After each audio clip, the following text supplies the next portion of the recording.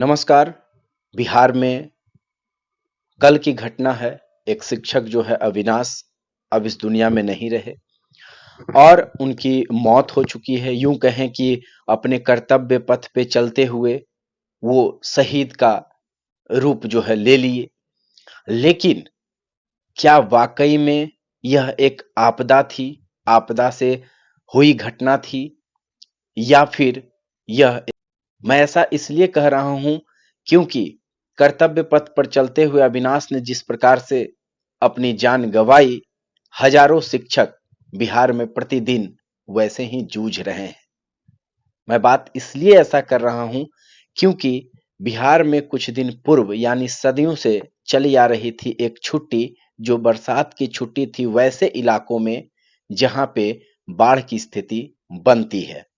वो चाहे गंगा के किनारे का क्षेत्र हो, वो चाहे कोसी का मधेपुरा सीमांचल का क्षेत्र हो, वो चाहे दरभंगा के कई इलाके का क्षेत्र हो, वो चाहे लखीसराय जिले के दियारे का क्षेत्र हो, वो चाहे लखीसराय के बड़हिया टाल के जो नदी के किनारे के विद्यालयों का क्षेत्र हो, वो चाहे अदर और भी जगह जहां से नदी और बाढ़ से जो प्रभावित इलाके होते थे, वहां जो है बरसात की छुट्टी हुआ करती थी। उसी छुट्टी को फिर मैनेज किया जाता था कि गर्मी की छुट्टी उन जगहों पे नहीं होती थी। तो बात तो उतना ही पड़ता था। न बच्चे परेशान होते थे, न शिक्षक परेशान होते थे। लेकिन एक जो है शिक्षा जगत में क्रांति कहे जाने वाले की क्रांति लेकर आए के पाठक, जिनके तुगलकी फरमान भी काफी चर्चे में रहे थे। और के पाठक तो फिलहाल उस पद पर नहीं है, लेकिन कहीं न कहीं विकास के नाम पर और सुधार के नाम पर शिक्षा विभाग में जो भी अभी भी जो कार्य किए जा रहे हैं, उसमें भी लगभग 30-40% तुगलकी फरमान के रूप में ही माने जा सकते हैं। जो ऐप के द्वारा जब से अटेंडेंस बनने लगा है, तब से जो है आप लेट नहीं जा सकते हैं, चाहे कारण कुछ भी हो, ये नहीं सुना जाएगा। कहीं न कहीं इसी तरह का कारण जो है मृत जो हुए शिक्षक अविनाश उनके साथ थी, जो नाव पर बैठने के दरमियान वो जो है गंगा नदी में बह गए। और कहीं न कहीं इसके पीछे ना सिर्फ़ शिक्षा विभाग, ना सिर्फ़ जो है बिहार के मुखिया, ना सिर्फ़ वहाँ के जो भी शिक्षा पदाधिकारी हैं, इसके पीछे वहाँ के जो भी नाविक हैं, वह भी कहीं न कहीं ज़िम्मेवार हैं। वो चाहते तो बचा लेते, जैसा कि 1-2 शिक्षक और शिक्षिकाओं का भी बयान आया है कि वो चिल्लाते रहे, लेकिन किसी ने भी बचाने की कोशिश तक नहीं की। बहुत दुर्भाग्यपूर्ण घटना है। अगर बाढ़ की परिस्थिति गंगा उफान पे है, ये किसी से छिपा हुआ नहीं है। ये अभी इतना ज़्यादा बाढ़ की परिस्थिति उत्पन्न हो चुकी है इलाके में, ये किसी से छिपा हुआ नहीं है।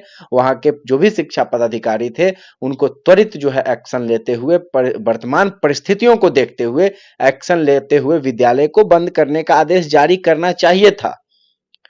ऐसी जब घटना है जो दिख रही है कि ऐसा घटना हो सकती है, तो उस पे एक्शन अगर नहीं लिया जाए किसी अधिकारी के द्वारा, तो फिर अधिकारी कहलाने के फिर लायक कैसे हैं वो? अधिकारी बनाए ही जाते हैं इसीलिए कि आप उस परिस्थिति को देखकर अपने माइंड से कुछ कार्य करें। लेकिन वाहवाही लेने की होड़ लगी हुई है अभी पूरे बिहार में, और खास करके शिक्षा विभाग में सबसे जो सॉफ्ट टारगेट बिहार में किए जा रहे हैं, वो शिक्षक किए जा रहे हैं। लगातार प्रताड़ित करने का कार्य पहले भी इन्हें किया गया है, लगातार प्रताड़ित करने का कार्य अभी भी किया जा रहा है। और गलती से कोई शिक्षक यदि आवाज उठा दे रहे हैं, तो उनकी नौकरी भी चली जा रही है। अभी विगत दिनों में जमुई में भी देखा गया, शिक्षक ने आवाज उठा दिया और अधिकारियों को मिर्ची लग गई। तो इस तरह की घटना हो रही है। अभी भी सरकार को जो है उस इलाके में जो है विद्यालय को बंद करना चाहिए त्वरित कार्रवाई करते हुए। और क्या कुछ इनके जो जान गई वहां पे क्या परिस्थितियां थी, उसकी पूरी तरह से जांच होनी चाहिए। और किस तरह से ऐसे कई शिक्षक जो जूझ रहे हैं, किसी भी वक्त जो है हादसा हो सकता है वैसे जगहों पे। फिलहाल जो है बरसात की छुट्टी कर देनी चाहिए। मैं आपको यह भी जानकारी देता चलूं, यदि आप अनजान हैं, तो कि इस बार बिहार में शिक्षकों की गर्मी की छुट्टी नहीं के बराबर हुई है। अंत के कुछ दिनों में की गई थी, लेकिन नहीं के बराबर हुई है। गर्मी की छुट्टी भी नहीं ही कहा जा सकता है कि गर्मी की छुट्टी जिस प्रकार से होता था नहीं हुआ, तो बरसात बरसात की छुट्टी तो दूर की बात है। लेकिन जो पुराने जमाने से जहां चला आ रहा है बरसात की छुट्टी, वहां बरसात की छुट्टी अभी भी सरकार को करनी चाहिए। लेकिन सरकार इसके बजाय क्या कर रहा है कि अब जब शिक्षक की जान चली गई तो सरकार जागी, शिक्षा विभाग जागा है कि वहां लाइफ जैकेट दे देंगे, सरकारी नाव दे देंगे, जो है एक गोताखोर जो है रहेगा। इस तरह का ये चीज अब जो ला रहे हैं, मृत होने के बाद किसी के घर के चिराग को बुझ जाने के बाद अब जो ये नियम आप ला रहे हैं, पहले आप कहाँ थे? और क्या इस तरह के नियम लाने से ऐसे हादसे नहीं होंगे? तो क्या 10 दिन विद्यालय अगर बंद कर दिया जाता है तो क्या शिक्षा विभाग जो है चरमरा जाएगा? क्या विद्यार्थियों का जो है 10 दिन में ही पढ़ाई पूरा खत्म हो जाएगा? क्या वो 10 दिन का सिलेबस मैनेज नहीं किया जा सकता है? इतना जागरूक हो चुका है बिहार का शिक्षा विभाग।